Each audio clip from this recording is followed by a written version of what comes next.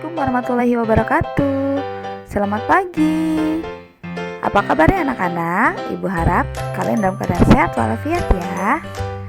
Yuk, sebelum kita belajar, marilah kita berdoa terlebih dahulu agar diberikan kemudahan dan kelancaran pada pembelajaran kita hari ini. Berdoa mulai.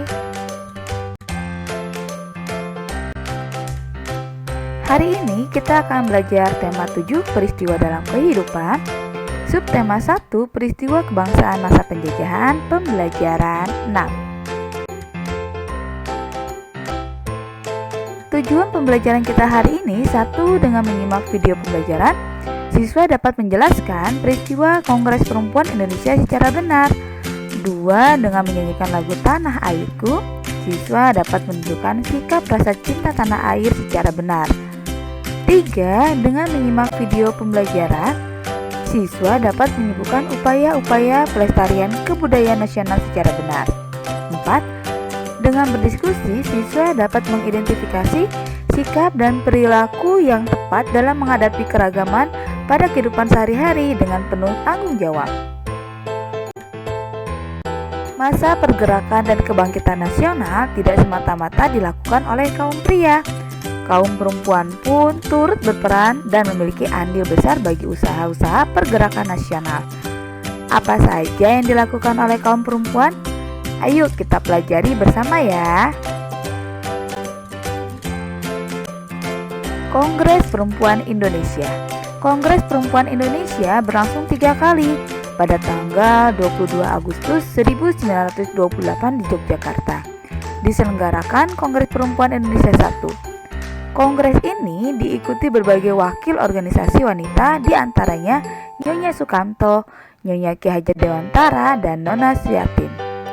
Kongres berhasil membentuk Perserikatan Perempuan Indonesia atau PPI. Kongres itu juga berhasil merumuskan tujuan mempersatukan cita-cita dan usaha memajukan wanita Indonesia serta mengadakan gabungan atau perikatan di antara perkumpulan wanita. Pada tanggal 28 sampai 31 Desember 1929, PPI mengadakan Kongres Jakarta dan mengubah nama PPI menjadi PPII atau Perserikatan Perhimpunan Istri Indonesia. Tanggal 20 sampai 24 Juli 1935 diadakan Kongres Perempuan Indonesia II di Jakarta yang dipimpin oleh Nyonya Sri Mangunsarkoro. Kongres tersebut membahas masalah perburuhan perempuan, pemberantasan buta aksara, dan perkawinan. Kongres Perempuan III berlangsung di Bandung pada tanggal 23 sampai 28 Juli 1938, dipimpin oleh Nyonya Emma Puradireja, membicarakan hak pilih dan dipilih bagi wanita di Badan Perwakilan. Dalam kongres tersebut disetujui RUU tentang perkawinan modern yang disusun oleh Nyonya Maria Ulfa dan disepakati tanggal lahir PPI II yaitu 22 Desember sebagai Hari Ibu. Nah, berdasarkan Kongres Perempuan Indonesia, tugas kalian silakan kalian jawab pertanyaan berikut. 1. Kapan Kongres Perempuan Indonesia dilaksanakan? 2. Di manakah Kongres Perempuan Indonesia dilaksanakan? 3. Siapakah peserta Kongres Perempuan Indonesia? 4. Apakah hasil Kongres Perempuan Indonesia 1? 5. Apa hasil Kongres Perempuan Indonesia 2? Dan 6. Apa hasil Kongres Perempuan Indonesia 3? Silakan ditulis di buku BDR kalian ya. Bacaan Kongres Perempuan Indonesia terdapat kata baku dan tidak baku. Apa itu kata baku? Kata baku adalah kata yang sesuai dengan kaidah penulisan dalam Pedoman Umum Ejaan Bahasa Indonesia atau PUBI. Sedangkan kata tidak baku adalah kata yang digunakan tidak sesuai dengan kaidah penulisan dalam Pedoman Umum Ejaan Bahasa Indonesia atau PUBI.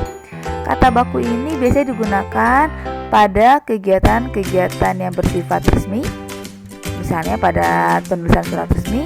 Sedangkan kata tidak baku ini biasanya terdapat pada kehidupan kita sehari-hari. Ini kata tidak baku ini biasanya tidak tercantum di dalam Kamus Besar Bahasa Indonesia. Pada teks bacaan Kongres Perempuan Indonesia terdapatlah kosakata baku dan tidak baku. Kosakata baku yaitu kongres. Nah, kosakata tidak bakunya adalah kongres.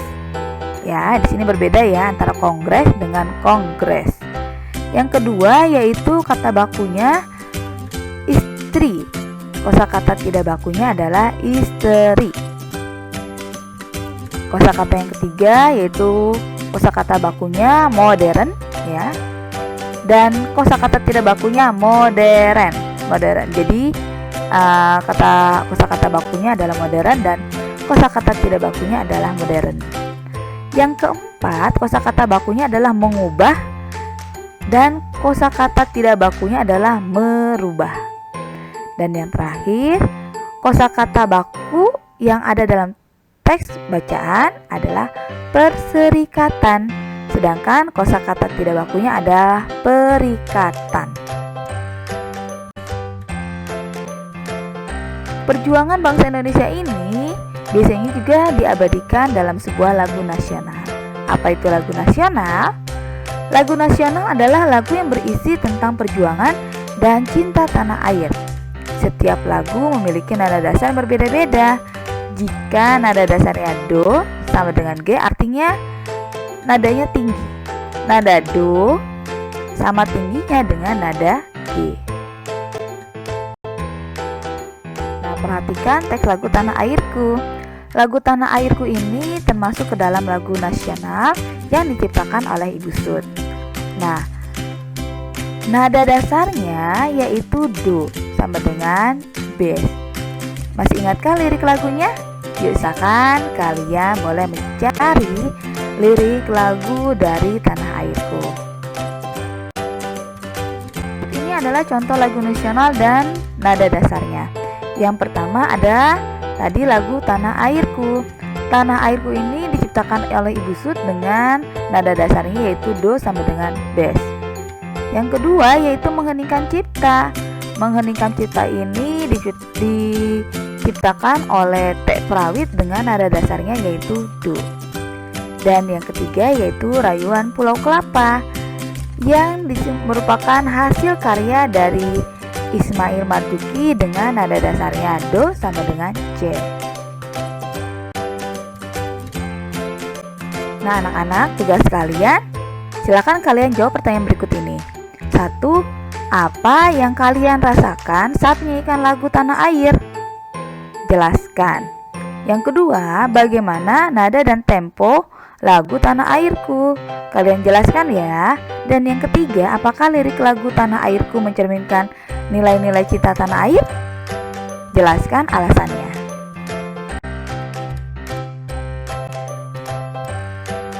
Peristiwa Sumpah Pemuda mengajarkan kita untuk melihat perbedaan yang ada sebagai pengikat bangsa. Oleh karena itu, sebagai warga negara, kita memiliki tanggung jawab untuk mempertahankan kemerdekaan dan persatuan dalam keberagaman tersebut. Keberagaman yang kita miliki bukan menjadi penghalang ataupun pengerusak persatuan dan persatuan bangsa kita. Karena apa? Karena kita memiliki persamaan hak dan kewajiban, baik itu golongan pria dan wanita. Dalam bidang tertentu merupakan salah satu penerapan nilai-nilai Sumpah Pemuda dan Kongres Perempuan Indonesia. Dalam melakukan kegiatan demi kepentingan bangsa dan negara, setiap golongan memiliki hak dan kewajiban yang sama. Alasan-alasan yang bersifat kedaerahan, keagamaan, kesukuan, dan golongan harus dikesampingkan dengan tetap menghormati dan menghargai adanya perbedaan.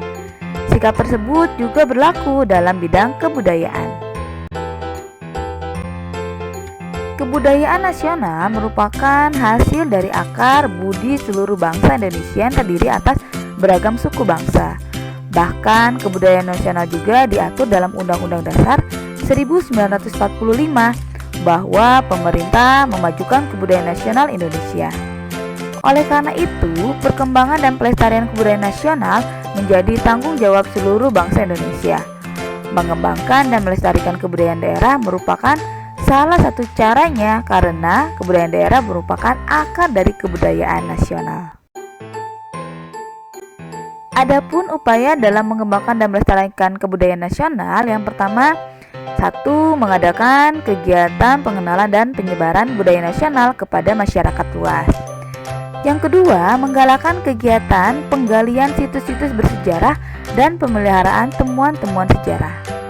Yang ketiga, mengembangkan budaya daerah dan nasional melalui pendidikan dan pengajarnya. Misalnya, menjadikan bahasa dan kesenian daerah sebagai mata pelajaran muatan lokal wajib di sekolah-sekolah.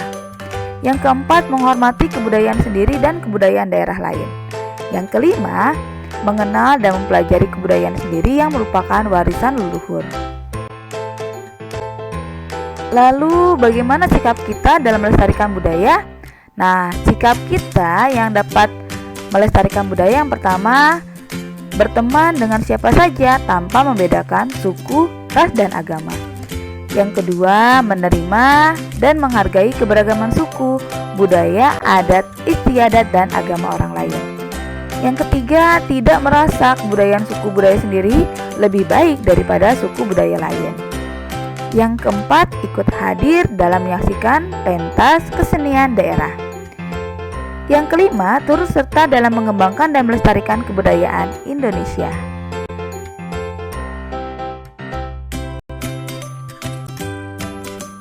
Demikian pembelajaran kita hari ini. Terima kasih. Wabillahi taufik wal hidayah. Wassalamualaikum warahmatullahi wabarakatuh. Tetap semangat belajar dari rumah.